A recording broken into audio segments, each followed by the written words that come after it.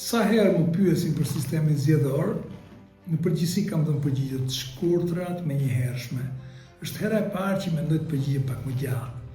Më kujton Odiseun dhe Penelopën, e cila ente pëlhurën ditën dhe e ente natën. E njëjta gjë ka ndodhur dhe me sistemin tonë zgjedhor. Ne kemi bërë rreth 14 palë zgjedhje dhe kemi trajtuar me themel ose pjesë rreth 15 herë kodin elektoral.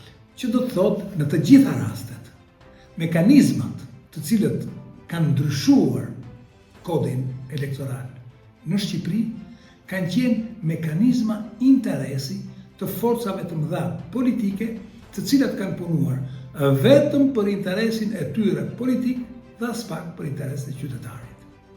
Sepse interesi i qytetarit, edhe si në Kosovë dhe në shumë vende të tjera demokratike të botës, janë listat e hapura të vërteta, ku qytetari voton për vetë se partin dhe të cilës është tifos, edhe emrin ku ai gjen përfaqësinë reale të tij.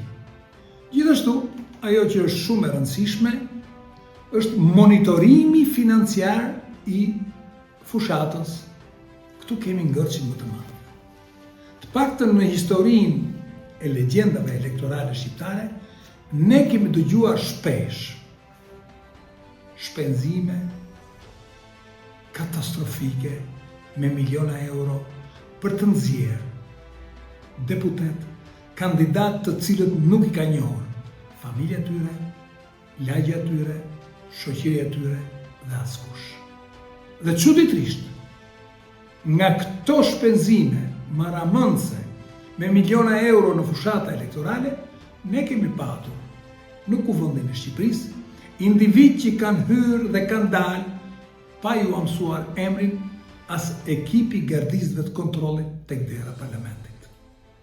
Pra, një monitorim i detajuar i burimeve financiare për çdo kandidat duhet të jetë i vazhdueshëm, i saktë, konkret dhe mundësisht të mos kalojë më tepër se sa 1 milion lekë të reja për çdo kandidat.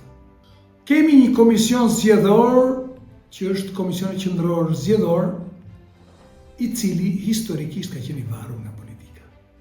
Sepse votohet në parlament, përzgjidhet nga politika dhe votohet sipas raporteve të përcaktuara politike, ku majoranca ka kreun dhe shumicën dhe minoranca ka gjithë pjesën tjetër. Politizimi i kësaj strukture qendrore zgjedhore është i palogjikshëm, i pavlerë, nuk i shërben Shqipërisë, nuk i shërben zhvillimit, nuk i shërben shqiptarëve dhe nuk është demokratike. Pikërisht për këtë arsye, duhet të ketë një përfaqësim real të shoqërisë civile, edhe pse përshtrim ndoshta do të votohet në parlament, dhe njëkohësisht një transparencë totale të votim-numërimit. Votim dhe numërim elektronik.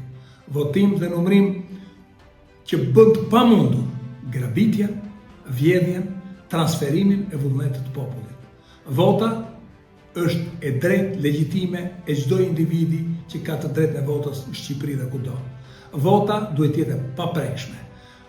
Trafiku, vjedhja, grabitja e votës është korrupsioni më i madh ose mëma e të gjithë korrupsioneve që sjell korrupsionet e njëpasgjishme pastaj në Shqipëri.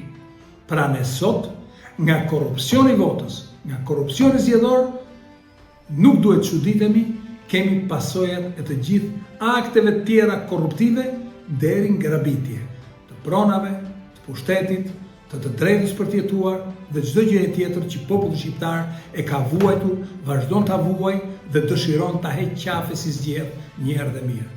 Le të bëjmë për herë të parë një kod të thjeshtë zgjedhor, Shqipëria një zonë, votim preferencial dhe votim elektronik. Nuk ka nevojë për asgjë tjetër. Jemi dy gjysmat e ndara, Kosova dhe Shqipëria. Kosova shtet 20 vjeçar, Shqipëria shtet 120 vjeçar, Kosova është avangard e këtij kodi zgjedhor, i cili është kod demokratik, real, që përfaqëson vullnetin e popullit dhe jep të drejtën popullit të qeverisë me atë forcë politike që do.